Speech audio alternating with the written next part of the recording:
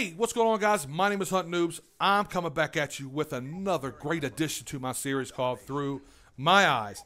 Now, I know this thing has been, I know I could check my emails right now and count at least 3 to 4 times a day people question, Noobs, when's the next time you're going to upload the next series or the next addition to your series? And I never really get a chance to reply. I really don't reply because I don't want to say I'm going to do it this day and not be, have something pop up and not be able to put it out. And that's basically what's been happening right now, guys.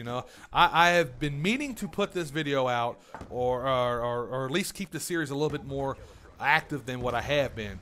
Got a lot of shit going on. I know there's the same old story you guys hear, man, is that I'm talking about my life and this, that, and the other. I got kids, I got family, I got work, and it's all true, man. It keeps you busy. I got 2 kids, family of 4, full-time job, and also, I want a game, dude. I hate to say it like that, but I'm still in the honeymoon stage of Black Ops 2, man. So I'm wanting a game as much as possible.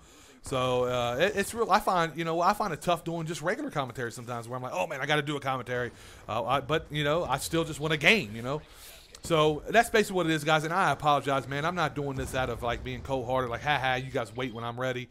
It's just, it is what it is, man. Again, like I said, man, this storytelling it's hard sometimes, man. When I think about some of the shit I've done and been through, it's just hard to rekindle that shit. Just think about it and just have to relive it, I guess, all over again. So, with that being said, guys, let me go ahead and introduce this to my newly acquired subscribers. This is the last time I uploaded Through My Eyes. Basically, what this is, guys, is storytelling with your boy Hunt Noobs. I tell you guys some of the fucked up shit I've been through, some of the craziest shit I've seen, and every bit of it is 100% authentic and true. What I've done is I've integrated Call of Duty into this series by using World at World in the beginning when I was in my youth, and all the way up to Black Ops 2 now, which I will finish with Black Ops 2. And right now I'm in my, I'm an adult now, man. I'm 18 years of age. As I do, as always, guys, I left you guys with a little bit of a, cliffhanger, as people call it. And I'm going to jump right into that. But also, guys, if you want to see the last part of the series, all you have to do is click the link in the description, and you can piggyback it all the way back to the very first video. Like I said, if you don't have, if you got like an hour to spare, go watch the videos, man. I promise you'll enjoy them. At least a lot of people, claim that it's a pretty good series, and maybe you guys will feel the same way. Anyway, so let's go ahead and keep it moving, guys. As always, a little saucy ending for you last time. The district attorney, prosecuting attorney, whatever you want to call him, basically wanted me to cop out to 40 years to conspiracy to 20 kilos of cocaine. And I'm like, you guys are fucking out of your mind. Now, conspiracy is what we call invisible dope. That's what we, call it in the hood. Invisible dope. They're speculating what you bought and sold and all this, that, and the other. Now, they had 3 people to testify against me, or that were willing to testify against me, saying that basically they were part of the 20 kilos that I was distributing in this month's time, I guess. Now, 20 kilos is a lot of fucking dope, man. If you break it down, you're looking at about, I don't know, maybe $30,000 back then. $30,000 to $35,000 a kilo. And that's a lot of money, man. Now, I wasn't no fucking Scarface of the hood, and I definitely wasn't dealing with fucking 20 kilos of cocaine. Now, I was doing my thing, I was making a lot of money, but I was definitely not on the level of 20 kilos of cocaine. And not in a month either. That's crazy as fucking hell. So, anyways, basically I sat and talked to my lawyer about it and was like, man, you know what? I'm not copping out the 40 years, man.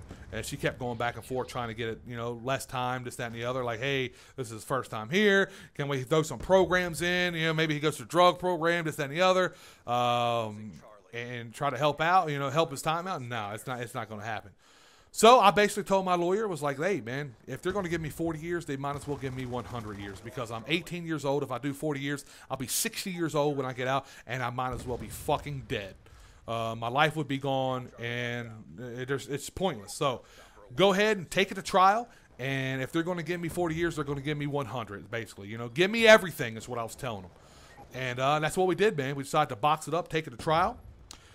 It was very long and tedious. My lawyer kept postponing shit, man. I don't know why she kept doing it, but she was like, trust me, I'm here for your for your benefit, and she kept postponing shit. Like, it was driving me crazy, man.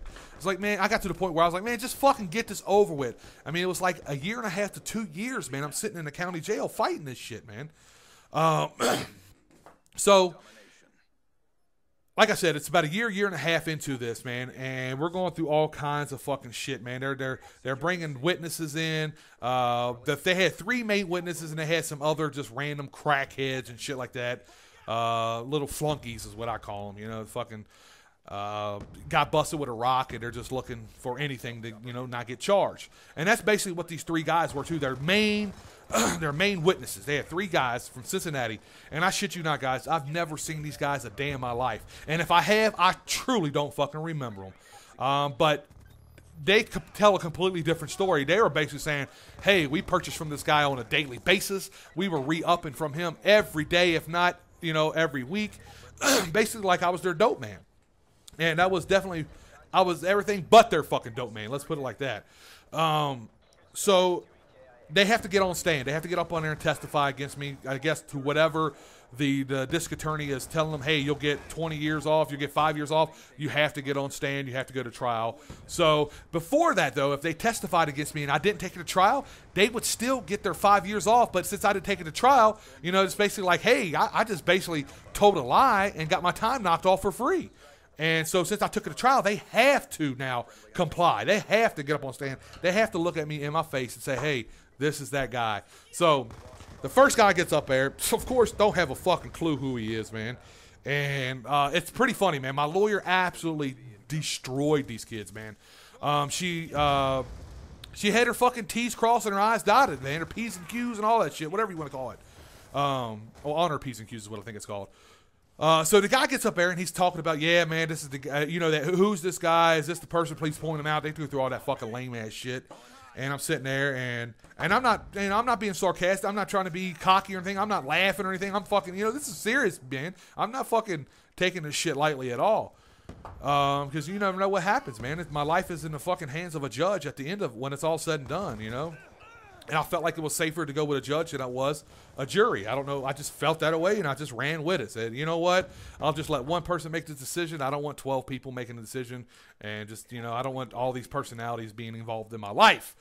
So, like I said, the first guy gets up there, and he's talking about how I was, you know, supplying on a daily or weekly basis. And so my lawyer was questioning some of the shit that he written in his written testimony. Basically, they have to write a testimony before they have to do a verbal testimony in front of you. So he was, you know, contradicting himself, saying, you know, some things I met him on this day, and then he's like, oh, no, I didn't know him. So basically, I met him in July, but I didn't meet him until August. So how the fuck did that happen? So my lawyer was eating him alive, and he was like, well, how am I supposed to remember? This stuff was like 2 years ago. And my lawyer's like, exactly. If you're so confident about it now, about meeting him, but you're not confident about what you said, so what makes it right? What makes you saying that you can't remember what you said, but you can remember for sure I was the guy, this, that, and the other? So she was eating them alive, man. Next guy got up there, pretty much the same story, guys. The same outcome. She's eating them alive. And the third guy gets up there, pretty much the same thing, man. Apparently they wasn't like together, maybe like 3 separate people. That's at least what I'm thinking at the time. They're trying to, you know, knock me down. So it comes down to it, man. The final day comes. The judge gets to make his decision, and guess what? We're gonna end this, people. Oh, it gets good. Anyways, guys, I hope you enjoy. It's your boy Hunting Noobs. I'm out this bitch. Deuces, get wrecked, son, and thumbs up if you enjoy this cliffhanger.